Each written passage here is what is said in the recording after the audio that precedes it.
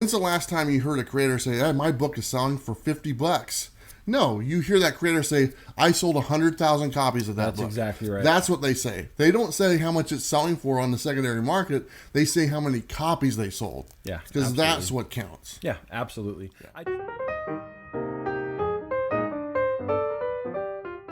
Hey everyone, welcome to Comics with Bueller. As always, I'm Bueller, and I want to welcome you to the brand new Coffee and Comic Show. This is episode 91, and as you can see, I'm not alone. I got my good friend Bob here with me. Bob, how you doing today? I'm doing great, man. I can't wait to get into the show. A lot of great stuff to talk about this week, and let's do it. That's right. There is a lot of great stuff. We got a great topic. Our topic is going to be is speculation out of control, and we'll get to that in a little bit, but we always start off with the coffee that we're drinking. And as always, the coffee is brought to you by Mocha Express, the official coffee shop of Comics with Bueller. Not everything comics, he's got his own. But I have the Mocha Express, and I love it. So I have a caramel frap here today. Nice ice cold drink. It's still hot outside. It did rain yesterday, which was nice. Nice. But it's still hot. So what are you having? Same thing I had last week. I got myself a cold brew with some peanut butter sweetener in it. I'm really digging that stuff. I got you hooked, didn't I? You did. There you go. That's awesome. Well, go ahead, give it a shot. Tastes just like last week, I hope. It's tasty and it's cold. Very nice. Let me give mine a shot here. Tastes like caramel, whipped cream. Is that okay? That is okay. Are you okay? Because you picked this up on the way here. Are you okay asking for whipped cream? Because I know you have a bias. Yeah, because me and the owner, we laugh every time you order it. So whatever. It's such a lie. Come on. Something new, which is kind of nice. We actually have a studio audience. Let's go ahead and jump and see what they're doing.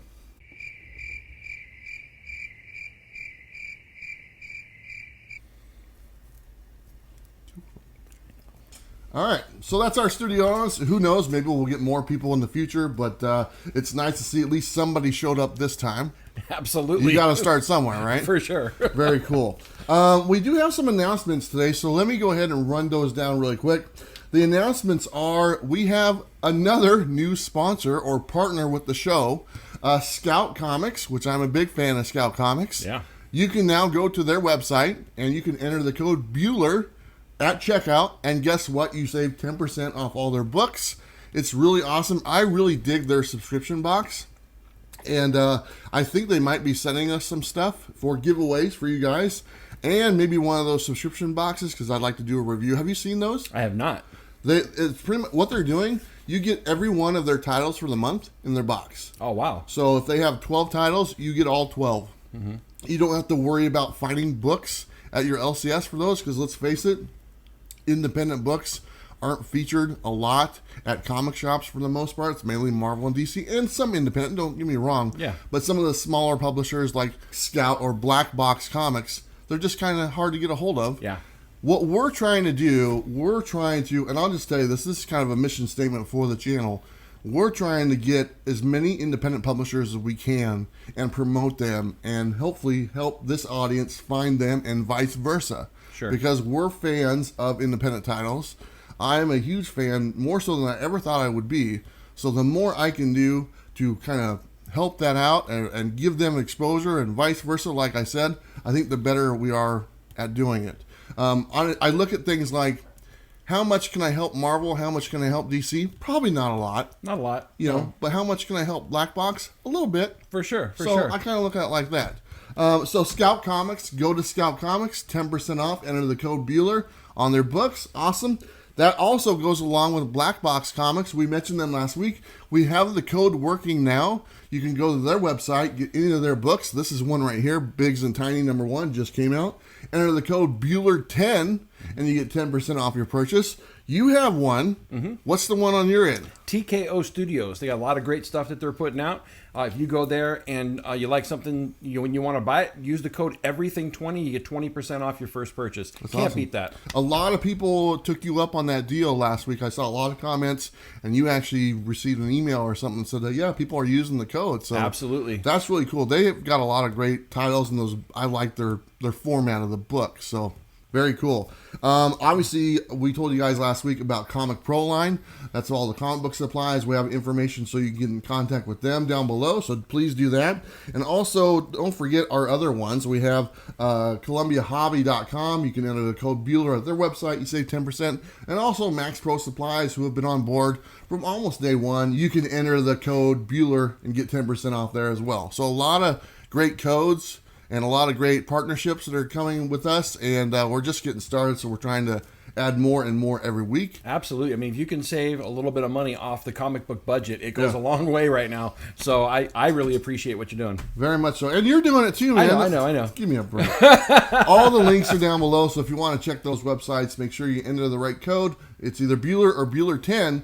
And like I said, you'll be saving some money, so might as well take it up on an offer. Yeah. Let's go ahead and do a quick rundown of the show, what we're going to cover really fast. The first segment we're going to have is the first five, brought to you by Comic Pro Line.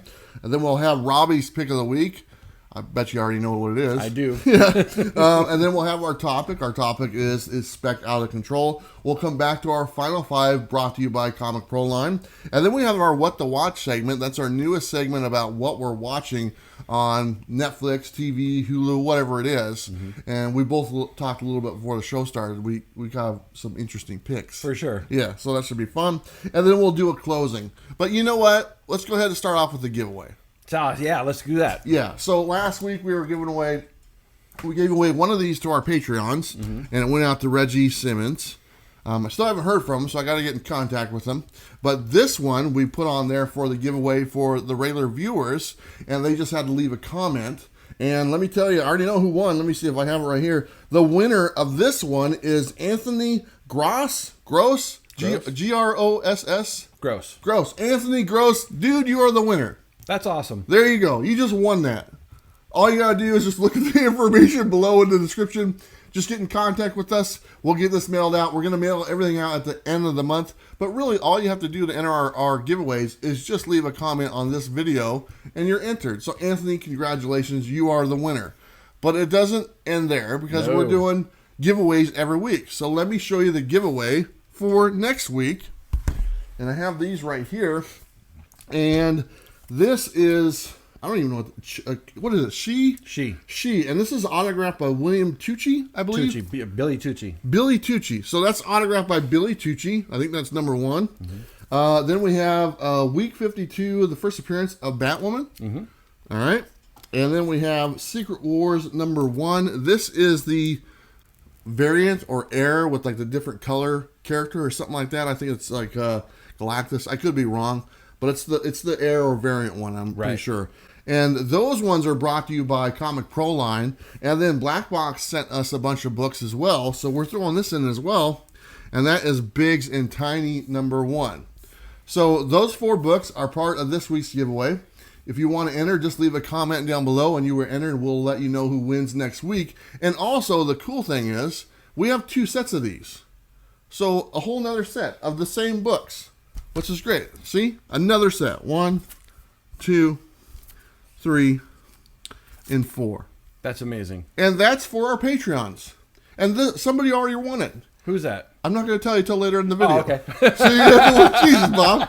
You're going to have to wait. But somebody already won it from our Patreon. And later in the video, we'll kind of get to that point. We'll let you know who that was. But, having 2 sets of an item, that way it gives everybody a chance to win. I like that quite a bit. Yeah, that's awesome. All right, let's go ahead and go to our first 5. And we'll let you go first. How about that? Sounds good to me. And it's been a little bit since I brought some Daredevil action. So I brought The Man Without Fear number 1. I just picked a bunch of random covers that I saw this morning that struck me. Nice. And then I got Daredevil number 90, where he's in Perry, which I thought was pretty cool. This is the 3rd print of Daredevil number 1, Marco Cicchetto. I love that cover. And we got Daredevil number 17. This is probably one of my favorite Julian Tedesco covers with the black togs. And then we have Daredevil 2. This is the variant cover done by John Romita Jr. And there you go. My first 5, some Daredevil. That's not bad. I'm not surprised you showed those. Why, thank you. I'm not surprised either. You're a big Daredevil fan. I am. Whatever. Okay, my turn. Sure my thing. turn. Mm-hmm. Let's see. Oh, Oh, I don't want you peeking. Okay. All right, you ready? I'm ready. All right, so the first one I'm showing is X-Men number 103, and this was actually a gift sent to me from Steve Whiting, and he also sent me Iron Man Giant Size or King Size Special number 1. Another gift from Steve Whiting. He's sent me quite a few books, to be honest. So thank you, Steve, man. These are awesome. And he sent me Iron Man number 3. Wow. Yeah, so look at that, because I'm working on my Iron Man run. Still don't have number 1 of the regular series, but I have like 3, 4, 5, and all that stuff, so that's pretty cool. So those 3, and look at that. Look what's on here. Look at this. Daredevil 184, because I feel bad because Daredevil doesn't get enough love on this show, I guess. Thank you so much. Give me a break. I love that issue. That's the one with Punisher, right? Now, no, this is the one where he's got Bullseye in the hospital bed and he's playing Russian roulette with him. That sounds horrible. And then the next one is Daredevil 196, and look what's on the cover right there. Look at that, signed by Klaus Janson himself. Signed. Found out in the 50-cent bin. Did you really? Yes, I sure did. Oh my gosh. Missing out on gold. You found it. Yeah, there you go. So that's my autograph from him. And you know what? It looks pretty legit, to be totally honest. But I've always wondered about, is that Wolverine?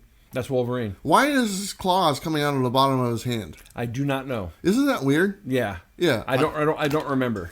I don't know if you guys can see it, but his claws are coming out from the bottom of his hand, not the top. Yeah. I don't know. Don't know. Don't really remember. Okay.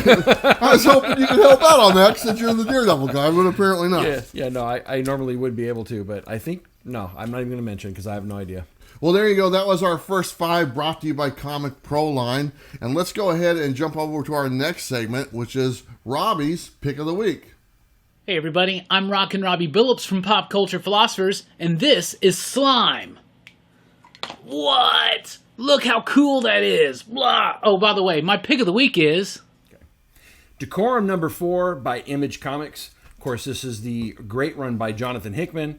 Month over month, this is a great book.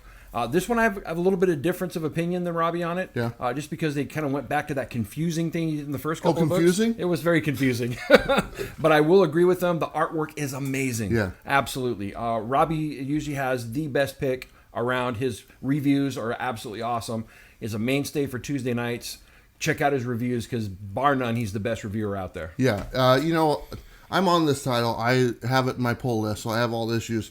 It does get a little confusing, but that's kind of the appeal to this book. I mean, Hickman goes into depth with his character and his world building, and that's what you're going to get from this book. And this is an ongoing series. Yeah. So it's going to be around for quite some time. But like you said, Robbie does some great picks of the week, and actually all his reviews that he does on Pop Culture Philosophers, we encourage you to go check that out. Like he said, the best reviews on YouTube, bar none. It must see YouTube television every Tuesday night. All the books for Wednesday, you got to watch it. It's definitely worth your time. Absolutely. Very cool. Anyway, there you go. Robbie's Pick of the Week. Okay, let's go ahead and jump to our next segment here. And our next segment is our topic. And the topic is an interesting one. It's the topic about speculation. Yeah. And there's a lot of that going on right now. And so that's what we're going to talk about. So the question was, is speculation out of control?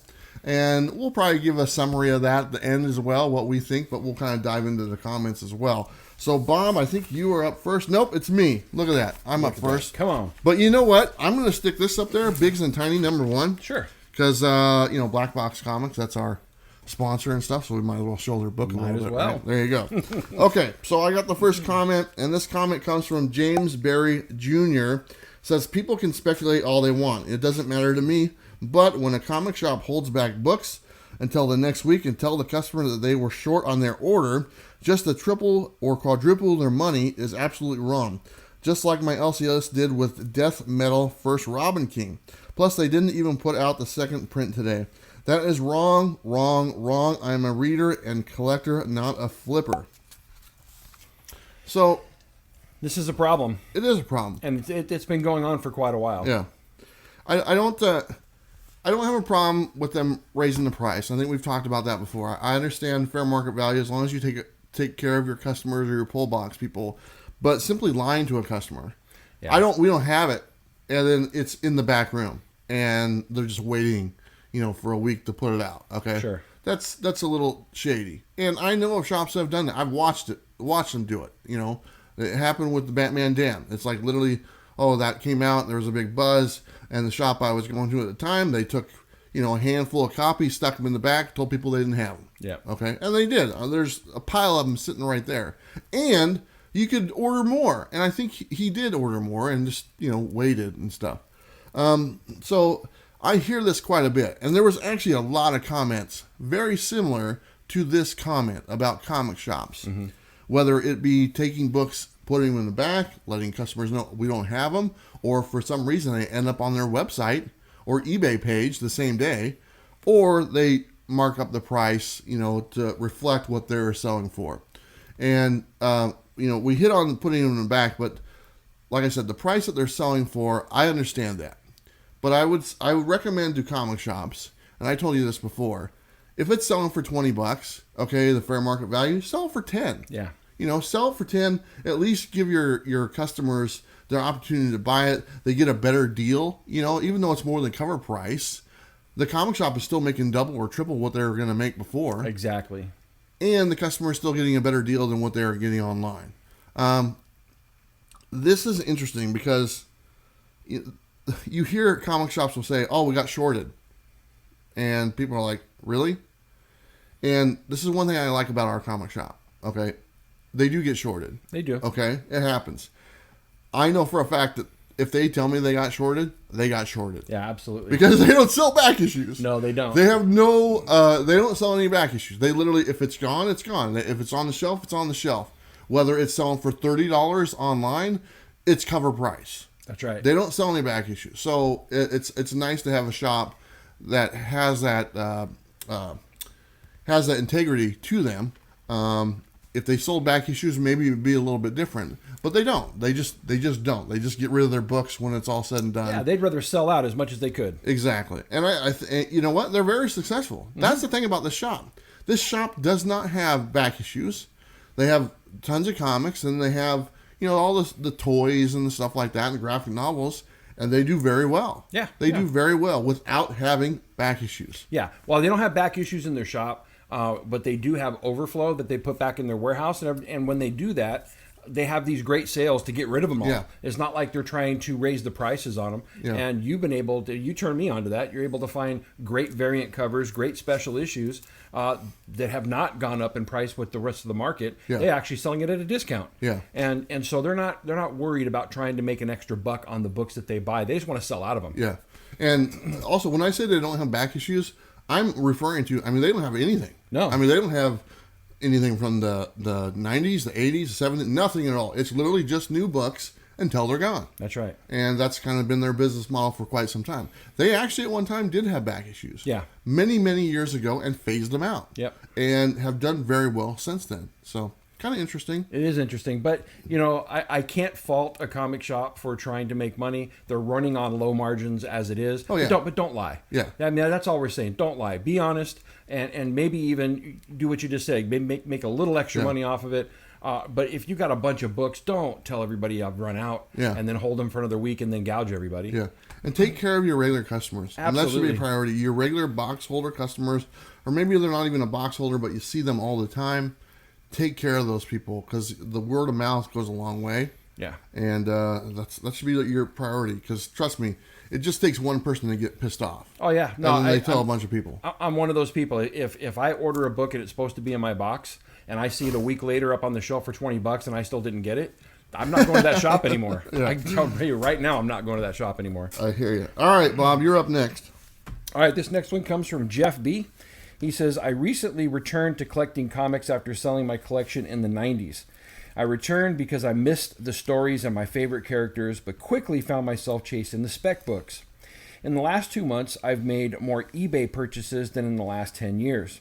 Just last week, I decided that specking was not enjoyable and that moving forward, I was going to go back to my original plan of buying the books I love to read and not chase the spec. I never planned on speculating when I got back into comics. It's just something that happened. I don't even know how it happened, so I can see how people get sucked into the hype. I think the industry is feeding this behavior at the moment. With all of the first appearance and variants covers, it's starting to remind me of the 90s. Yeah. Let's go ahead and talk to this camera over here. Sure. People like the new camera angle. It's kind of fun. So Getting caught up in the hype. I think people get caught up in it and they don't even know it. Yeah. I mean, it just kind of takes over. He's getting back into collecting again after a hiatus. And that is the case with a lot of people. I mean, they have the gap and they come back into it. And then you start hearing all this information. And then you download apps, Key Collector app, and you see these alerts. And there's a lot of hype, and you kind of jump on it. And eventually you end up getting books you would never get. Right. You would never even and you look, why did I buy this? And I think that happens quite a bit. It does. It's happened to me. It's happened to me. I think as time goes on, you kind of realize it. But for a while, you don't. No. And you just kind of get sucked into it. It's almost like a drug. Some drugs are nice. Right. And some are really bad. Comics, they're good. Okay, they're good. Yeah. But it's easy to get caught up in it. And it happens quite a bit, especially if you're coming back in there. Because you're coming back in there with a clean slate, and you're like, okay, what should I collect? Okay, and then you see this stuff referencing these books. Collect this, you want to get this. This will be improving your collection. It'll be worth money, and you just kind of do it. Yeah, you just kind of do it, And I think as time goes on, you redefine yourself, and you kind of trim down a little bit and really start to focus on what you want. And I think that's happened to quite a few people. I think so too. Some of our friends as well. For sure. Yeah. I mean, you constantly hear the advice, know what type of collector you want to be. And, that's great advice. But I think for a lot of people, they don't know what they want to be. Yeah. They're just hopping into it. And I will say that if some of the channels that we subscribe to and that we know and love are a part of that particular problem. I know that drove me in the beginning, right? And so it is very easy to get caught up into. Yeah. All right, Bob, you got the next one as well. Sure. Next one comes from Rockin. He says, people want comic books. There are books in demand. I prefer to look at it as a good thing, and creators are doing an excellent job right now. If you're paying more than you can afford, then you had better check yourself before your check bounces. When things get hot, prices go up. Housing market goes up and down. When money is up, smart people stay in their lane, while others get foreclosed on. Out of control? I don't think that's a positive, productive way to look at it. When is it a bad thing to have an actual product that's in demand? It's up to you to be accountable for yourself. He's right. I mean, it's up to you to be accountable. And he talked about creators as well, and there's some really good stuff being made. Yeah. And I want to hit on that a little bit. Watching Comic Tom, they were doing their top, I don't know if it was last week or this week, and it got to the point where Russ was talking about the product that he's trying to order for his customers. Yeah. And of a hot book. And he can't even order them. And before the information comes out, the FOC date is already gone. Mm-hmm. And he can't even get the product, okay, for what people want. So the demand for the product is higher than the product itself. That shouldn't be the case. No. There should be no DC or whoever it is. DC. Just print more books right. for the audience, for your readers. Just make more. There's no reason they can't just make more. I mean, I understand that it's like we'll do a second and third print and stuff like that. But I had a conversation one time with someone. Oh, yeah, they're doing that to drive up the speculation market, DC and Marvel. I go, no, they're not. They don't get any money from a speculation market. They get $2 for a book, Yeah. Or even less, to be totally honest. They make about $2 a book. Let's just say $2. Right. Okay. From what they sell to Diamond or whoever their distributor is. Okay. That's it. That's all the money they make. They don't make any money if it sells for $20 on the secondary market. They don't make any more money if it's a ratio variant. They're still selling it for that $2 price. Yeah. And so that guy's conversation with me didn't hold water at all. I'm like, they just need to make more books. Make more books. Give the readers an opportunity to get them. Or, like Russ was saying, change the dates so that they reflect that a comic shop can get their orders in before they're cut off. Right. I think that there is a piece where DC is making money off of this, and I'll explain it. So, bottom line, I think that when they do that, they put the actual orders out there after the FOC happens. This drives up demand for that particular book. And when people can't get it, that drives FOMO for the next one that comes out. Yeah. And so next thing you know, you have a variant book that's being advertised and everybody's going out and buying it. Yeah. And so they get more sales on those books than they normally would. And I think this is their way of driving up the actual initial sale of the book. That's my take on it. I think that does hold water, but how the order system works, and we broke that down on a previous thing. The shops place the order to Diamond ships the order to there. And how the ordering system is, it kind of doesn't make sense because they don't see like the shop is like, we need this many copies, okay? And then that's where they get their money from, whatever the shop gets. It's not how many copies they sell, okay? Mm-hmm. So if the comic shop orders 50 copies, and it doesn't matter whether they sell them or not, they still place that order of 50, and that's where they get their money. Right. So the sell-through isn't their concern. Whether they sell 50 or sell one, it doesn't matter to DC or Marvel or Diamond or whatnot because they've already got their chunk of money. That's why I say just make more. Have an FOC date that coincides with a book. I think Russ mentioned like the FOC had already passed for second printing. That's right. Of the next book that hasn't even come out for the first printing. That's right. That doesn't make sense, and he was pissed off about it. Yeah. And because he's wanting to say to the customer that walks in, do you have this book? He wants to say yes. Yeah. He doesn't want to say no. How many times on Wednesday do you hear the word no? No, all the time. All the time. And that needs to change because that's not how you grow a market. Right. No is not the answer. It's yes. Do you have what I want? Yep, we do. That's how you grow a market. It's backwards right now. Yeah. And it doesn't make sense. So I just wanted to point that. And also a side note, when's the last time you heard a creator say, hey, my book is selling for $50? No, you hear that creator say, I sold 100,000 copies of that book. That's exactly right. That's what they say. They don't say how much it's selling for on the secondary market. They say how many copies they sold. Yeah, because that's what counts. Yeah, absolutely. Yeah. I just think that they're using marketing ploys with which to drive up the actual orders on future books. Because if you have demand, right, and people's like, all of a sudden this character's in demand, you have a certain percentage of people that really don't know speculating that are going to be all of a sudden be hot on that book. Yeah. And if you have more demand on that next book because that character is going to be in there or that storyline is going on, then instead of that comic shop buying their normal 50 copies, they're going to buy 60 copies because they got more demand. And I think that's the type of thing that they're doing. I hope so, but it's like the thing that gets me, the shops want to order more. Yeah. But they're not allowed to. That's crazy. And that doesn't make sense. It doesn't make sense. They want to order more copies, and they can't. What? How does that work? How is that a solid business model? Yeah. So, anyway. All right. I got the next one here.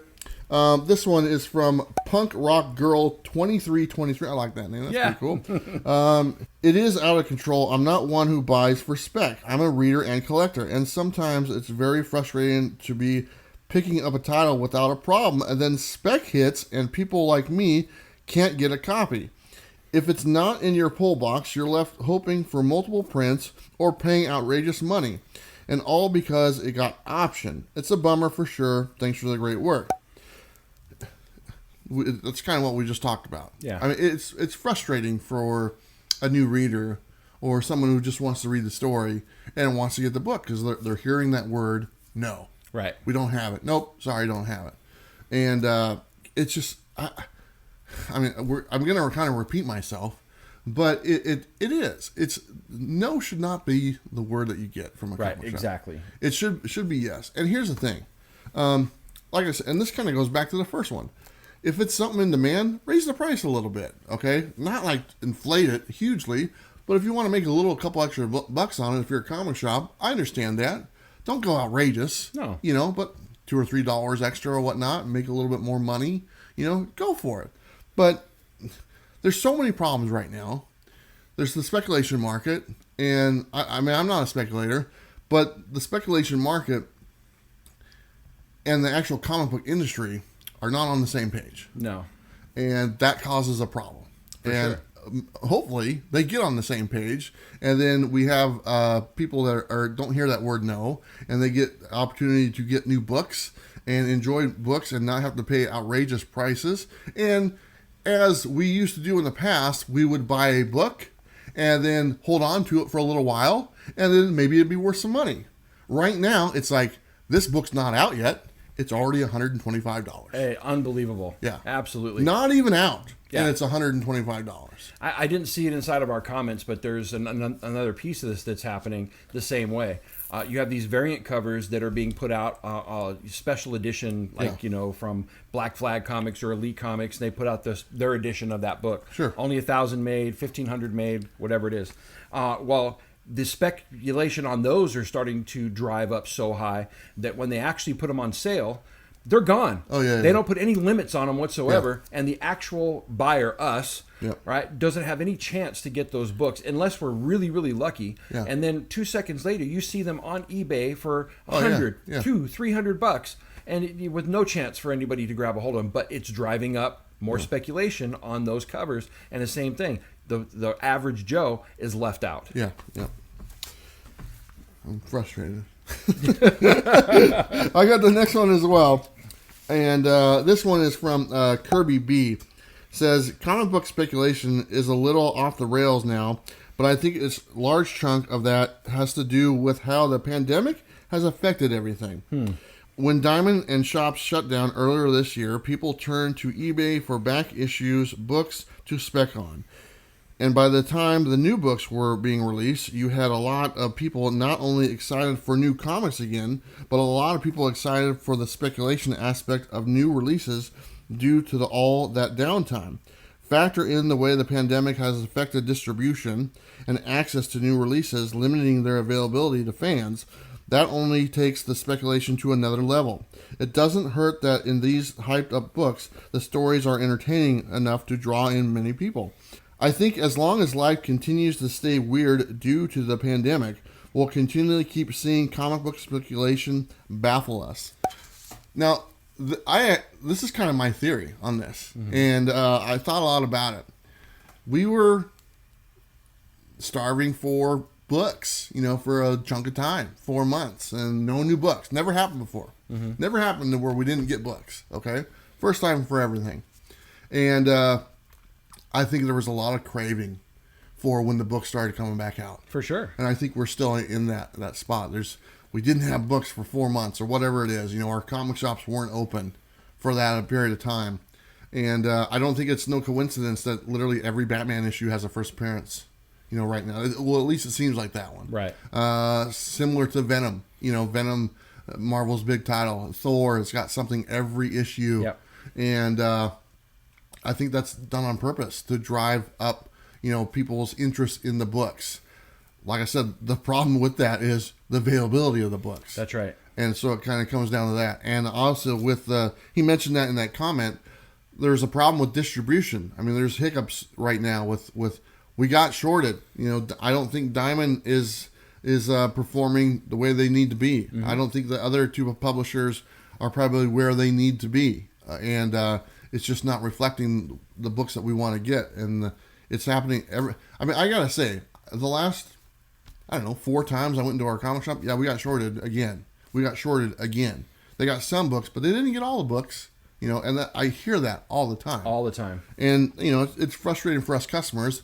There's nothing they can do about it. They're kind of stuck in the middle, because they want those books. They want to give them out.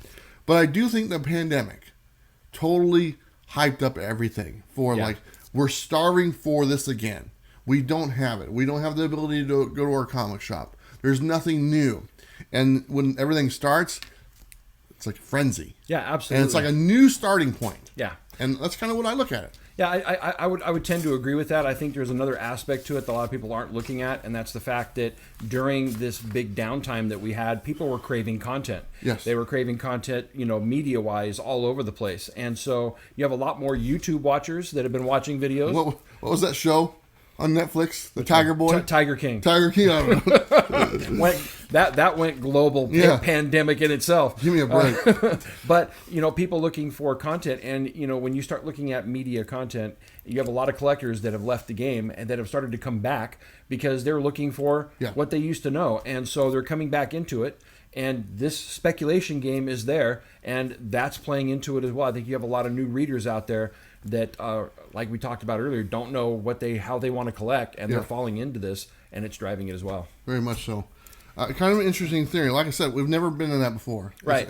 There's never not been new comics every week. I mean, maybe they took a week off here and there, but for a large stretch of time, months, there's never been that before. No. So it's almost like flipping the switch. What's the catchphrase for Diamond? The comeback, or I come back on your back? I don't know. Yeah, something. What? Wait, where did it go?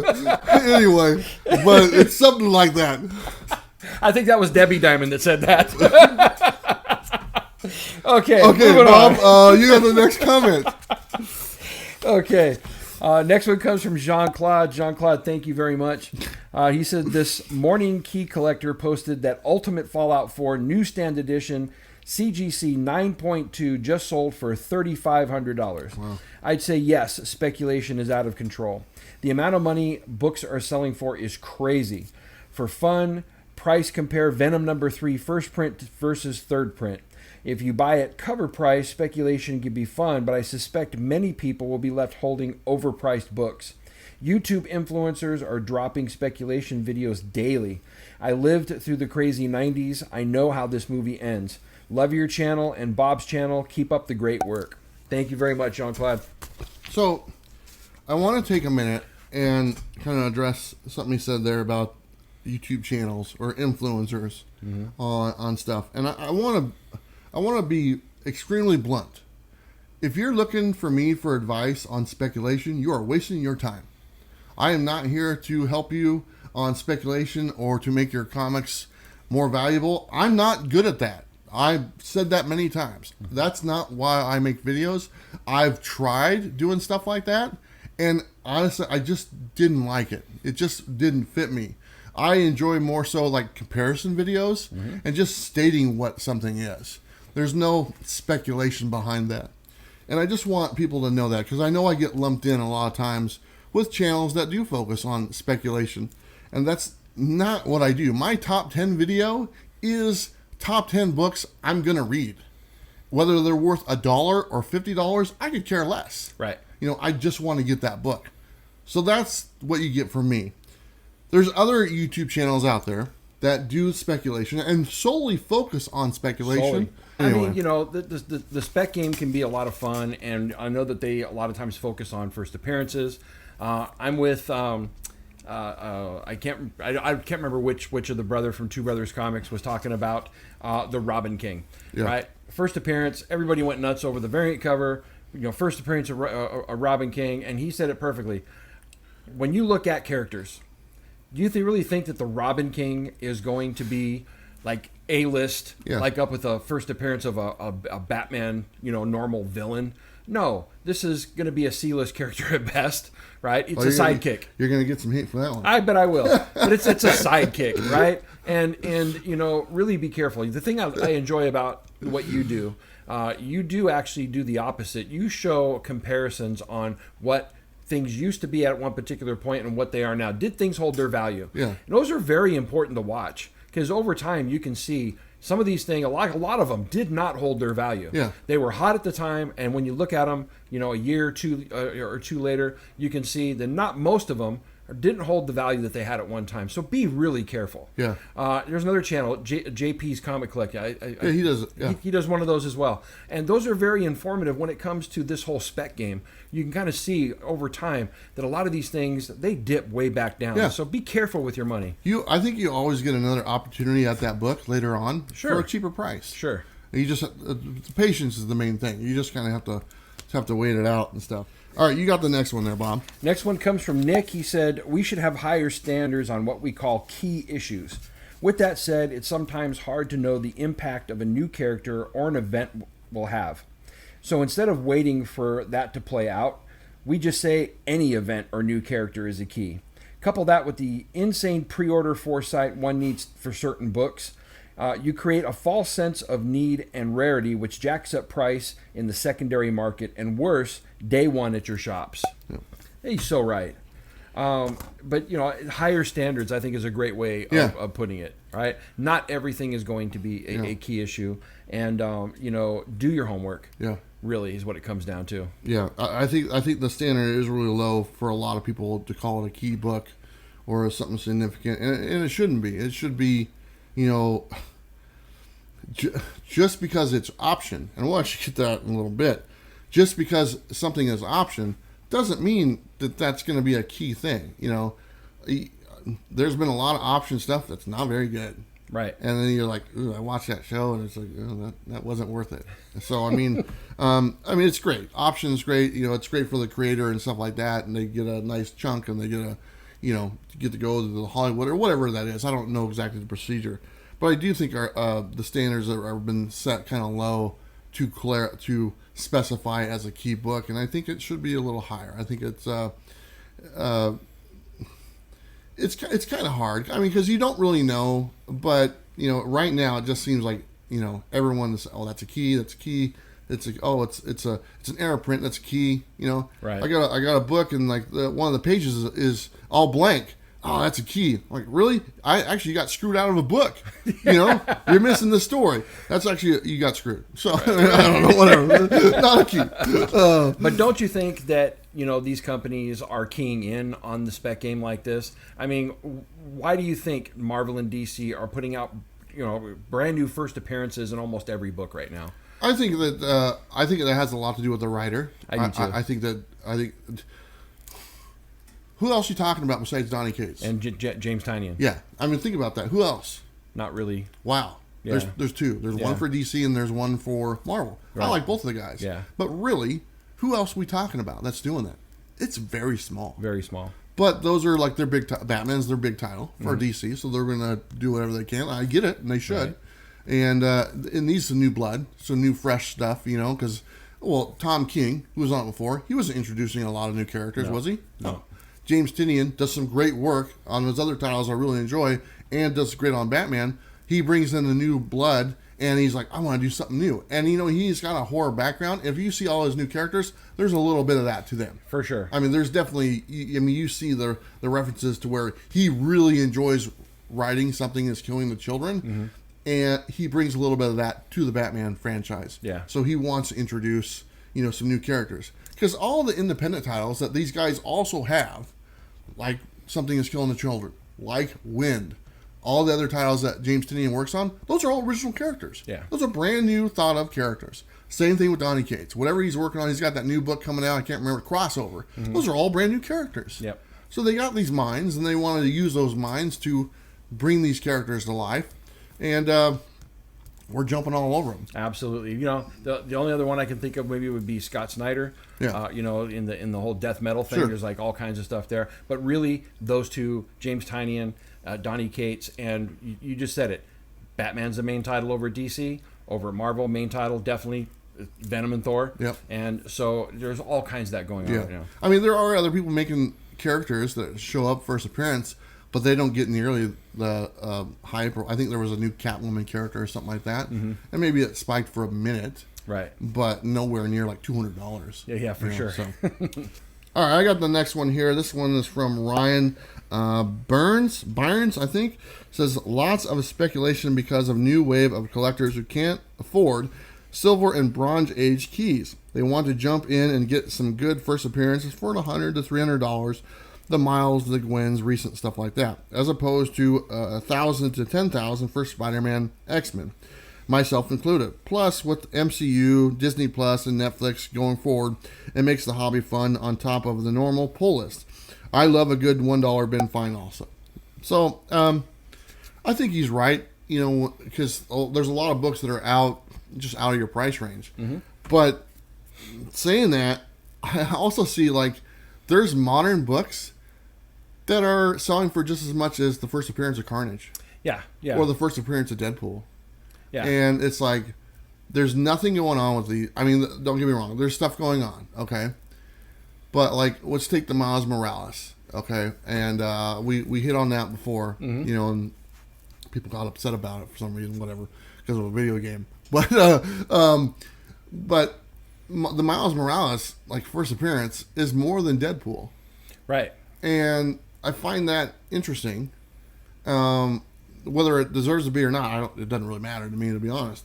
But, here's Deadpool, established character, kind of changed the way people looked at comic book characters. Mm-hmm. The fourth wall breaking, all that stuff. Sure. Movies, merchandise, young kids like them, And the print count was probably quite a bit more back then. Don't get me wrong; that's probably the one of the main factors. But why is Miles Morales more than Deadpool?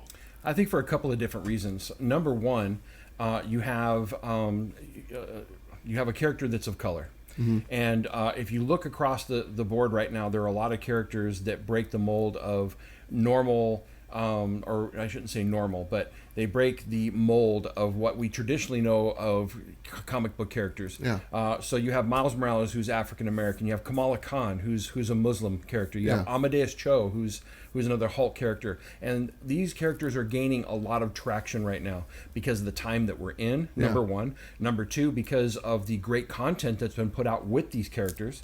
And we're starting to see spikes happen in ways that we have not seen for a long time. There's a reason why those old books, go for the prices that they are. And you hear, modern age books will never be as collectible or expensive as those because they don't have the collectability of those old books because they have much higher print runs. Yeah. But we're starting to see some of these books break that mold. And all of a sudden, for the longest time, Ultimate Fallout number 4 was going for $300-$400, right? Sure. For the longest time, for like a couple years. And then all of a sudden, it's broke up to $900, and then now it's up to $1,500. Now it's going for $3,500 because of all these other things that are coming about. And people are starting to think, this is going to be the next wave of new comic book characters they want to get it. So it's driving spec up in a crazy way right now. But I think because of the fact that of the time that we're in, it's driving, not only speculation, but looking towards, that is speculation, right? It's looking towards, these characters of color being the next week. You have Kamala Khan in the new video game of the Avengers coming out. They're talking about doing Young Avengers, which could be one of those characters in it. Sure. You have the video game coming out with Miles Morales, and we know that Miles Morales was in the last Spider-Verse movie, and they're talking about doing a live-action Spider-Verse, so you have all these opportunities for these newer characters to move forward, and people are going nuts over them. Yeah. Well, I see it, but I also see, Falcon's been around a long time. Spawn, these are people of color. Characters have been around for 20, 30, 40 years. Right. Why don't they get the push as opposed to newer characters that are, over the last 10 years or something like that. Right.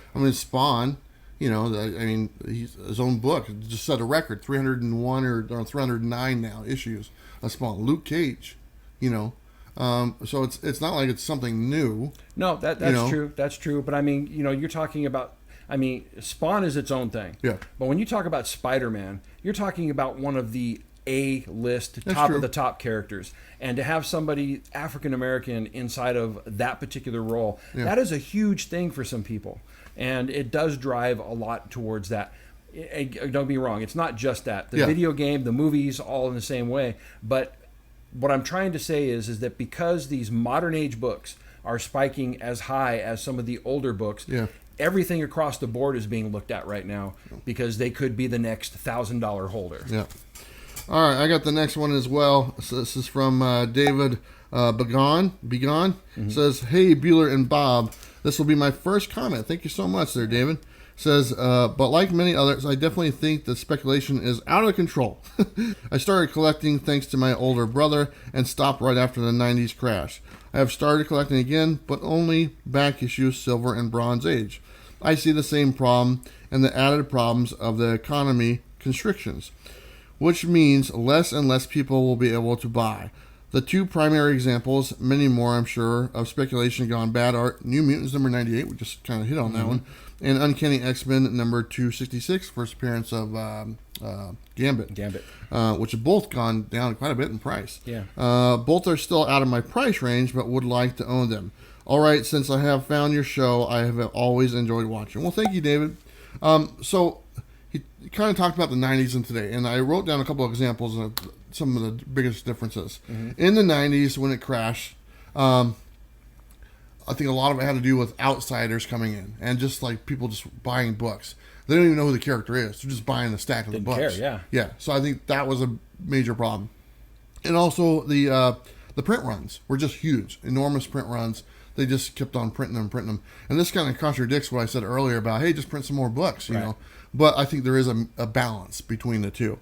The bigger difference now in today's day is a term called optioned, which was not in the speculation market back in the 90s. This is true. Nobody was buying a book. Man, this is the first appearance, man. They're going to be in a movie. Yeah. You know, after watching that Captain America 80s movie and watching that Punisher movie with Dolph Lundgren, they're like, God, I hope they don't get a movie. Right. You know?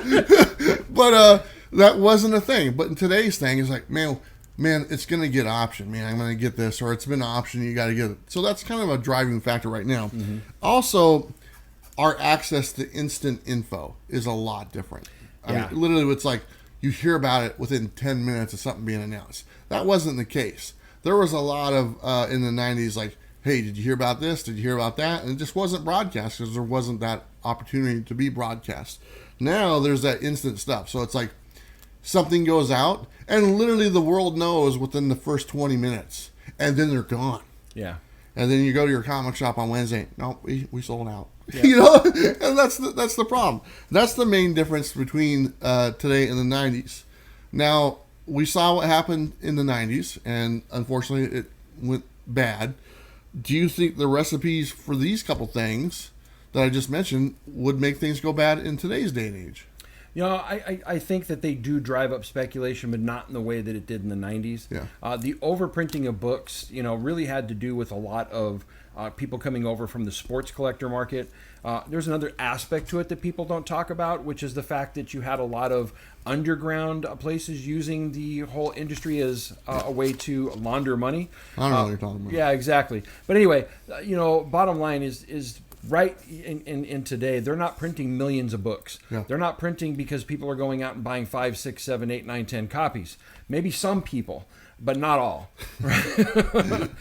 You know, they print what the LCSs are basically demanding, and some of those LCSs have the foresight to order more, but they're not mass producing a bunch of comics and then having, you know, a bunch of them sitting in a warehouse that they can't sell. Yeah. That's not what's happening today. Yeah. But I do believe that the word option is something that has brought speculation to a crazy place. Yes. Because not everything, number one, actually gets. I mean, you can hear the word option. That doesn't mean it's actually going to get a show. Yeah. You know, some of these things never even get a script. They've been optioned, but I mean, you know, so it's not a sure bet. But Or it doesn't happen for like 10 years later. Yeah, exactly. Yeah, so. But it does spike books up in sales. I mean, crazily. Yeah. I mean, especially, I like it when it's books in the back order bins. Yeah. I'm sorry, in the back issue bins, Sure. right? Dollar bins and stuff like that. Those are fun.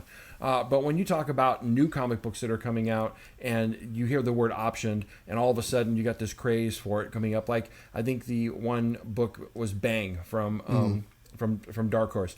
Already optioned, hadn't even come out yet, and we got 2 issues. We haven't seen it since. Yeah. It's coming, I think. I hope so. I think I saw it. I don't Yeah. know. Very much so. Yeah. All right, Bob, you're up next. You got Devin, I believe. Sure thing. Devin says, hey guys, first off, great show as always. I don't think speculation is out of control. I believe it's a great thing for the comic book industry. I believe it fuels comic sales and helps bring in new collectors just as much as the movies have. The only negative is for comic collectors. I think it can cause them to possibly make bad purchases early on in their collecting. Yeah. I wanted to put that in there because, like, almost every comment started out, it is out of control. It is out of control. And Devin, he said that he likes it. You know, he's actually enjoying the part of it. So I wanted to show both sides of the coin. Sure. Now, there was a few, like, kind of shared his sentiments, but like I said, most of them were, it's kind of out of control. He said it brings in new people, and I think it does. I think people hear about it, and that brings them in. But he also mentioned the fact, kind of what we hit on earlier, the new people coming in can get sucked in really easy, and they might not make really good purchases. Right. Like I said, we've got some friends, and I've watched them kind of evolve their collection, and I asked myself, why are they buying that? You know, and for a while it was like they're just buying everything. They're literally buying everything, and eventually you get burned on doing that. You know, and I don't think they were reading them. I don't think that's why they were buying them. I think they were buying, this might be it. This might be it. This might be it. You don't want to sit there and buy everything and hope one hits and then sell that one and still don't make back all the money that you spent on all the other ones. If one hits out of 30, you still spent for 29 other titles that didn't hit, okay? And then the one hit for $20. So you made, 16 more dollars than you spent, but you spent 120 to get all the other ones. You want to do the opposite. Yeah. And that comes with time. So with new collectors, it's almost inevitable that you kind of get stuck in that trap. Yeah, it is. It really is. And I think, a lot of the comments that we've talked about today have been talked about in kind of the negative sense. And I think both of us are in agreement on that. We're looking out for the guys who get screwed in these particular situations. But we did a spec show before. And on that spec show, we talked about the fact that speculation is good for the market. This is a great time to be in the comic books. Yeah. I have not seen this much hype in comics for a long time. Yeah. And I'm enjoying it. I'm enjoying it immensely. But again, you new collectors out there or people that are being driven by this, be careful. Yeah. We don't want to see you get burned. Yeah, it's like I've said many times, it's a piece of the puzzle that needs to be there. But when that piece of the puzzle starts taking away from other pieces, that's kind of what the point we're getting to right now. Right. It's taken away from the other pieces of this puzzle. Sure. The reader or the new fan wanting to go in and pick up that book and they're not there. Right. And unfortunately, our publishers not fulfilling what they should be doing to help comic shops, sell more product. Right. Exactly. They can't sell it if they don't got it, and they order it, or they can't order it, they can't sell it. And all they want to do is sell it. If you want to support a comic shop, give them the opportunity to order product and have it for sale for the customer that walks in, so that way they're not sitting there saying no. Absolutely. Or answering the phone 100 times a day saying, nope, we don't got it. Nope, we don't got it. Because that's what's going on right now. Yeah. What's going on right now is the word no is just like, nope, we don't got it. Nope, nope, nope, nope, all day long. Right. So, and I would venture to say that a lot of comic shops are not going to overbuy. Yeah. Right? Because they don't want to get burned on the back end either. Yeah. And so, it's a catch-22. Yeah. All right, Bob, you got the last one there as well. This one comes from Janet Simpson. She said, Abso, I am relatively new to comic collecting and it makes me nuts.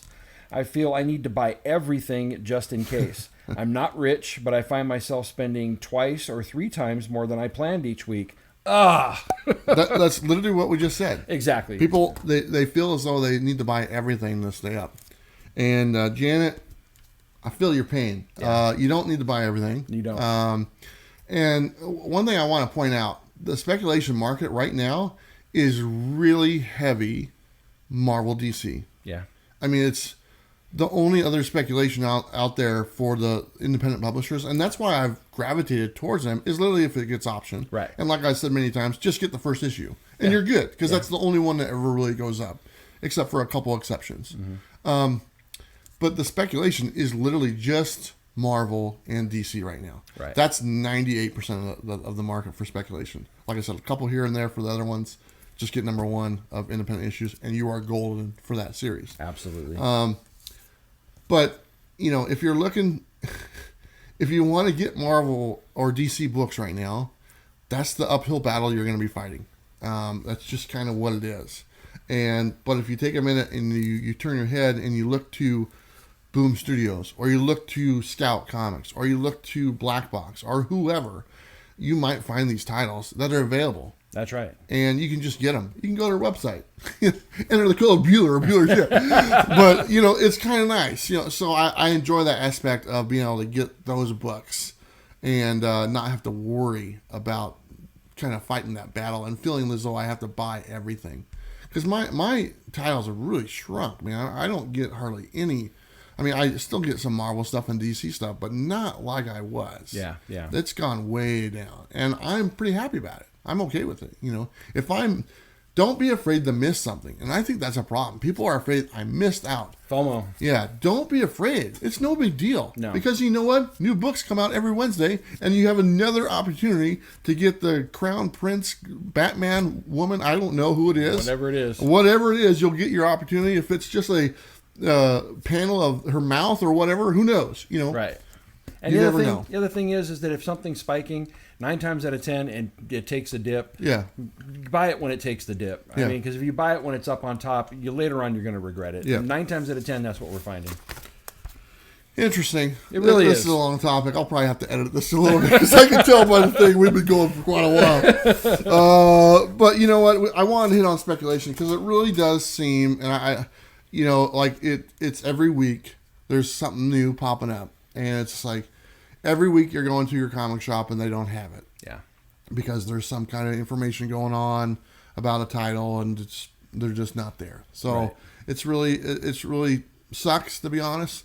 And then there's second and third prints, and then those are even hard to get because they changed the cover. Right. And then that's a whole nother topic. It's a whole other topic. And we'll get to that down the road. So, but anyway, I thought that was a good conversation. I think so too. I hope everyone appreciated that, and I really appreciate all the comments that people left. There was over 100 I read every one of them. It's hard to get this list down to the ones I want to talk about because I want to talk about. There literally one guy wrote like a 3-page document. Yeah. And I'm like, man, that's an awesome thing. There's no way we could read that. We could barely get through 2 sentences or the sentence I just tried to say. Right. So, but you know what? Take a moment, go check out that video. You'll find some information from all the viewers and all their thoughts that they shared. Okay, so let's go ahead and shift gears. Man, this has been a long one. That's all right. Yeah. So let's shift gears to our final 5. All right. And our final 5 today is brought to you by Comics Proline. Mm-hmm. Want to go first? Sure. Okay. And so earlier I brought some Daredevil, and so I just picked out some great Detective Comics covers. We have Detective Comics number 1027 coming up, the 1000th issue with Batman on it, and so I just picked up some great Detective Comics. There's that one. And this one is issue 998. I love that with the stained glass window in the background there. Nice. Yeah, this one is 1006. Love that. And then we have Detective Comics number 1001. This is a David Finch cover. Love Finch's artwork. And then this one is 1019, and that's that really gothic looking cover that I just love. Very nice. There you go. Final 5. There you go. All right, I'm up. First thing, I'm going to put this on there because I kind of highlight a product from our Comic Pro line. Sure. So Comic Pro line, this was a comment that people said, I use double backing boards, to make it thicker. This is their 28-point board, okay? So this is almost the size of 2 backing boards, and they come in a 100-pack, and they're pretty much the same size. So they're going to have that thickerness to them of 2 regular backing boards that you normally get right now. So they just kind of made one like that and made it even stronger. So there you go. This is the one you want. It's the 28-point Comic Pro line backing board. You can get them any sizes. I have the information down below for our buddy Tony over there at Comic Pro line. He's the U.S. rep, and you can get in contact with them, and he'll tell you exactly where you need to go to get any of these products, and they're all pretty good. So, and all the books that we send out on our giveaway are going to come with samples of the Comic Pro line stuff. So we'll put those in the boxes. But let me go ahead and get to my 5. This is Plastic Man number 18. I had to put a DC book in there, just because I didn't have any, and I don't want to get the backlash. Captain America number 350. Love that cover. I love that cover. I love that book. I've read that book like 10 times, and when I was little, I read it all the time. This one was sent to me by Blackbox Comics. This is Psycho List number 1. Look at it. It's shiny. It's a shiny cover. I talked to the gentleman at Blackbox. As you guys know, we're partnering with them. Go to their website, blackboxcomics.net. Enter the code Bueller10. You get 10% off.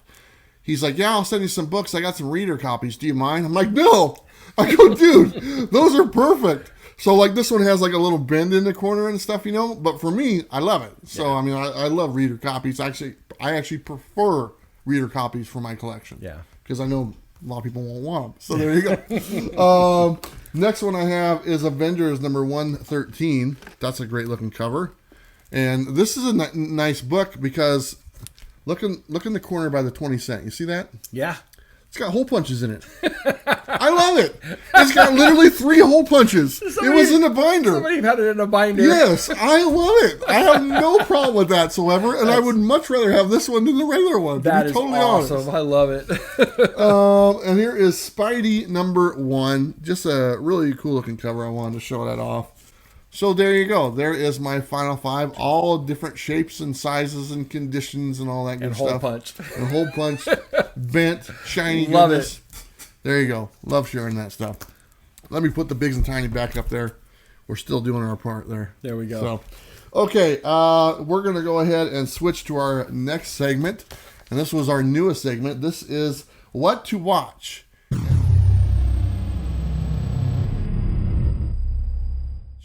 And this is pretty much what we're watching on TV. Right. I think most people liked it last week when we first did it, so I'm looking forward to it. So you want to go first this time and let us know what you're watching? Sure. This week I watched on Netflix. They have a show that dropped called High Score. And it's another one of these documentaries about how video games began, and I really enjoyed watching this. It was a trip down memory lane. I think it's 5 episodes, and it was really well done. I enjoyed it a lot. Yeah, I watched it too. And here's the thing: and you and I are in the same group, but I think we can say, and a lot of people say this, but honestly, they're just kind of fooling themselves. We remember when they were brand new at the store. Yeah. I remember when Atari, you bought it at the store. Yeah. When it came out in the store. I remember when the Pong was, And so we lived through this whole entire run of video games, as a childhood and then to this day so far. I hear a lot of people, I almost said kids, but I hear a lot of people like in their late 20s. Oh yeah, I remember Atari. Give me a break. You know what, dude? It might have been sitting there, but it had been sitting there for 10 years 10 already. Years, that's so, right. But we remember when they came out and like, oh, what is this? What is this? And I watched that as well, and I really enjoyed it. So if you're a fan of video games, if you want to see the history, and like I said before, there's a few documentaries about video games that pretty much feature the same people. Pretty much. And but they're a lot of fun, and they did a good job on that one. Yeah. So not a bad pick at all. Mine is on Hulu. Mm-hmm. And I actually watched this a while ago, and I really enjoyed it. I don't know if I ever told you about it back then, but it's I'm a big fan of documentaries. And the one I saw is Spaceship Earth 2020. And this is a show about the Biosphere 2, which back in the 80s, I believe it was, a group of people got together. It was privately funded by a billionaire to build a biodome. You guys might be familiar with the movie Biodome with Pauly Shore. Right. That's literally it. Yeah. They filmed it there at that thing. That's crazy. And but that was actually a place. They wanted to recreate a biosphere and its own environment and all this stuff. So maybe eventually we will habitate, other planets or the moon or whatnot. That was the goal. This is what that documentary is about. And it was nothing what I expected. These people were out of their minds, but enjoyably out of their minds. Like they saw things differently and they were a little crazy, but it was good crazy. And all this documentary covers everything they went through to get to the point, and then them going into the biosphere did not go well. It did. They had a lot of problems. Some girl got her finger chopped off or something like that. And then there was a bunch of, maybe this isn't real, or they're getting their air from outside and they're not supposed to. Everything is contained. And everyone in the biodome, all the biospheres or biosnot, whatever it was, they all started getting mad at each other. And the reason why is because it was like a lack of oxygen in the air. So they were really testy with each other. So I thought that was kind of interesting. And then it all goes bad. They don't finish the thing. It all goes bad eventually. And like the police come and the offices are raided. And I didn't know any of this. Right. I remember the biosphere itself, but I didn't know all that other stuff. And this is the weirdest thing, okay? Because after all is said and done, they put someone new in charge of the biosphere, or it's Biosphere 2, because Biosphere 1 is the Earth, supposed to be. And that person is Steve Bannon. What? The guy from Breitbart. That's crazy. He's in the documentary back in the 80s, and Steve Bannon, who, if I'm not mistaken, I'm pretty sure his views on global warming are totally different than it was back there in the 80s, and the whole reason why they were doing the biodome. Wow. But I was like, is that who I think it is? It is such an interesting documentary to watch, and just to see him. And I wanted to bring that up because obviously he's in the news. He just got arrested for fraud. We'll have to see where that goes. Innocent until proven guilty, so you never know. Yeah. But I just thought it was... I've always meant to watch that, and I'm even more excited to watch it now. Oh, it's great. It's I mean, they're wacky. It's crazy. I mean, they're dressing up in outfits and pretending like they're goats, and I mean, I don't know. You gotta watch it, man. You gotta watch it. All right. Anyway, that's our what to watch, and hopefully you guys enjoy that. Let us know in the comments down below if you like those shows or if you have any suggestions for shows that we should watch. We'd like to hear from you guys. Let's go ahead and let's do the Patreon giveaway. Sounds good to me. Okay, so let's do that right now. They're already entered. Let me show the books again, what you're getting. Getting that one. It's autographed. Who's it autographed by? Billy Tucci. Billy Tucci. You're getting the first Batwoman. There you go. You're getting the Secret Wars Air variant, whatever it is, number 1. And you're getting Biggs and Tiny, number 1. So this one is by Blackbox Comics. The other 3 comics are by Comic Pro Line. And the winner is Robert Sucia, C-U-C-C-I-A.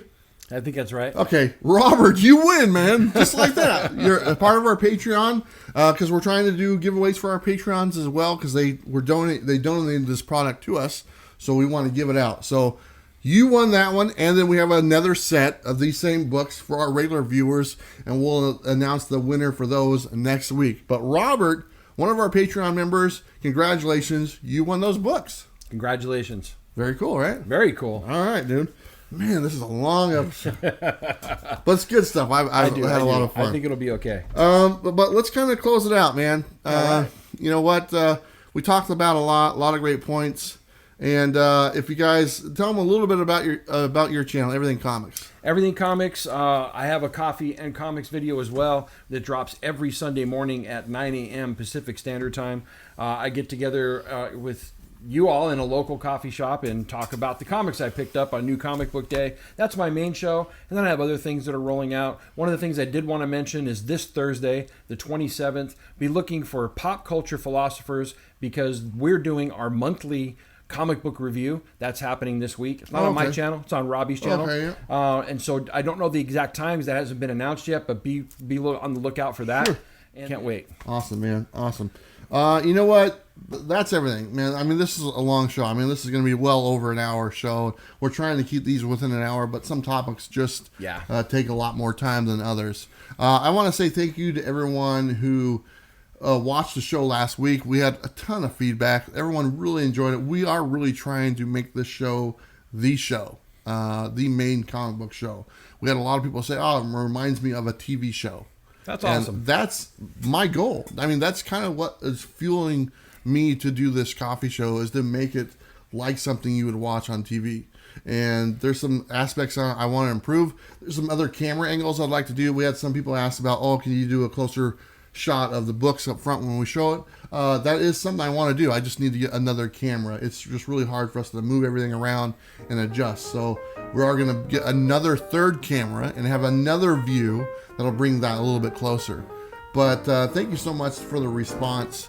And, I'm looking forward to every single week on this. So it's a lot of fun. Absolutely. It's my highlight of my week, man. There you go. Thank you to all our Patreons. If you want to join our Patreon, it's $3.99 a month.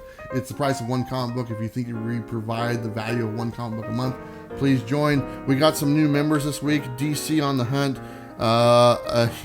Akuna, sorry, I butchered that, and Fanboy Russ, and there's a bunch of people. You can see them on our scroll at the end of the video. So thank you for joining our Patreon, and things are going good. So thank you for making this a pretty good time in my life. So lots of fun, man. Absolutely. All right, everyone. Thank you so much. Don't forget to like and subscribe. You know what to do. We'll see you next time. Bye. Come on.